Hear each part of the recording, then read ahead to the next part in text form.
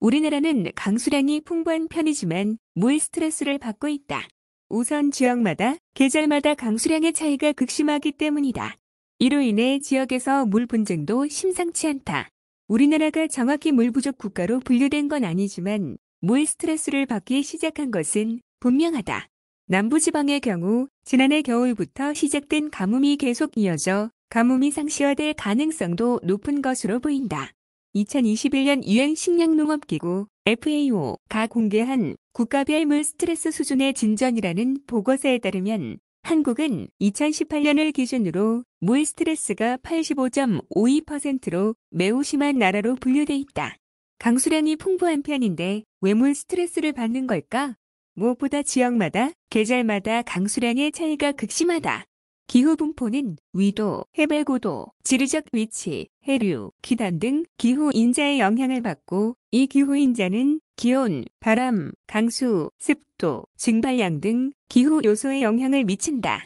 지역마다 기온과 강수, 바람이 다른 것은 이런 이유들이 복합적으로 작용하기 때문이다. 우리나라 강수의 특징을 단순하게 정리하면 여름에 집중되고 산악 지역이 많은 북쪽보다 남쪽이 많다는 점이다. 1990년부터 2020년까지 30년 동안의 기후도 분석을 보면 연 강수량의 평년값은 787.3 4381.0mm로 백령도가 가장 적고 제주도 성판악이 가장 많다. 계절 강수량의 평년값을 살펴보면 봄 140.0 1139.6mm, 여름 431.5 1752.6mm, 가을 163.5 1015.8mm, 겨울 43.5 479.7mm로 계절에 따른 변화폭이 크다. 우리나라 연평균 강수량이 1300mm 정도인데 전 세계 연평균 강수량은 800mm 안팎이다. 우리나라 강수량은 세계 평균보다 높지만 인구의 과밀화로 1인당 강수량은 12%에 불과하다. 또한 강수량의 3분의 2가 여름철에 집중됨으로써 여름에는 홍수가 자주 일어나고 겨울에는 가뭄이 빈번한다. 지형적으로도 전 국토의 70%가 산지인 우리나라는 동쪽이 높고 서쪽이 낮아 하천의 길이가 짧고 경사가 급하다는 특징이 있다.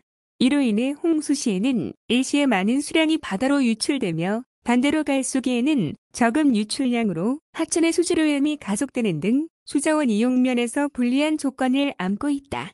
이러한 지역별, 계절별 강수의 차이를 극복하기 위해 만들어진 것이 저수지화댐이다. 넘칠 때 모자람을 대비해 준비한 물그릇인 셈이다. 이런 물그릇이 우리나라에는 약 1만 8천여 개가 있다. 그 중에서 높이가 15m이고 길이가 2000m 이상이거나 저수 용량이 300만 세제곱미터 이상인 댐은 1206개다. 참고로 우리나라 최초의 다목적 댐은 1965년 12월에 완공된 섬진강댐이고 저수 용량이 가장 많은 댐은 쇠양감댐으로 그 용량이 29억 세제곱미터 정도다. 다양한 저수 시설을 통해 계절별 물 문제는 다소 해소되었다 치더라도 지역 간 격차는 아직도 완전히 해소되지 못했다. 실제로 지난 2022년 여름 서울과 강원 등 중부권은 물난리가 났으나 부산, 경남 지역은 극심한 가뭄과 더위에 시달려야 했다. 전남 지역은 그해 11월 이후 제한급수제까지 시행됐다. 심상치 않은 물 분쟁, 현명한 지혜 필요해. 물을 둘러싼 지역 간의 분쟁도 심심찮다. 1991년 낙동강 패널 사고 이후 새로운 상수원 확보가 필요해진 부산시는 경남 의령군과 낙동강 유역 맑은 물 공급 체계 구축 사업 추진을 합의하고 국회의 지원까지 얻어냈지만 끝내 성사되지 못했다. 농업용수 부족으로 농사에 막대한 지장을 초래하고 궁극적으로 최소한 오염 등의 문제가 발생할 것이라고 우려하는 의령군 주민들의 반대 때문이다. 대구시와 경북 구미시도 최소한 문제로 갈등을 벌이고 있고 강원 원주시와 횡성군이 상수원 보호구역 해제를 둘러싸고 갈등을 빚은 지도 20년이 넘었다. 2035년까지 경기 용인시 일대에 반도체 클러스터를 조성하고 여기에 화천댐물을 공급하겠다는 정부 발표에 지역에서 사용할 물도 부족한데 대책도 없이 그렇게 일방적으로 발표하는 게 어딨냐는 화천 주민들의 반발도 거세다.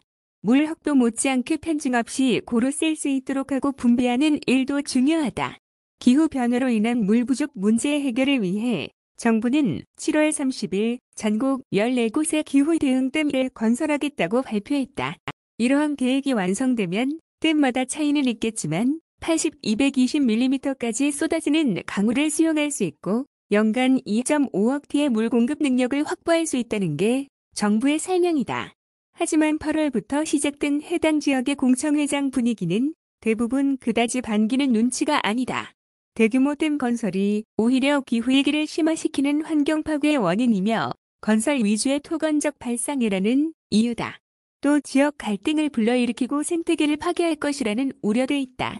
좀 더 전문적인 지적으로는 소규모의 댐 건설로는 큰 효과를 보지 못할 거라는 견해도 있다. 무조건 담수용량을 키우는 것이 능사가 아니라 큰 강으로 흘러 들어가는 지천의 정비, 안전규정 준수 등이 선행되어야 한다며 정부와 대립하고 있다. 예부터 물을 다스리는 일은 인간의 가장 큰 관심사 중 하나였다. 농업용수 확보를 위해 고대에 축조된 것으로 알려진 김제벽 골재, 제천 우림지, 밀양수산지 같은 저수지들은 오늘날까지도 치수의 역사를 고스란히 보여준다.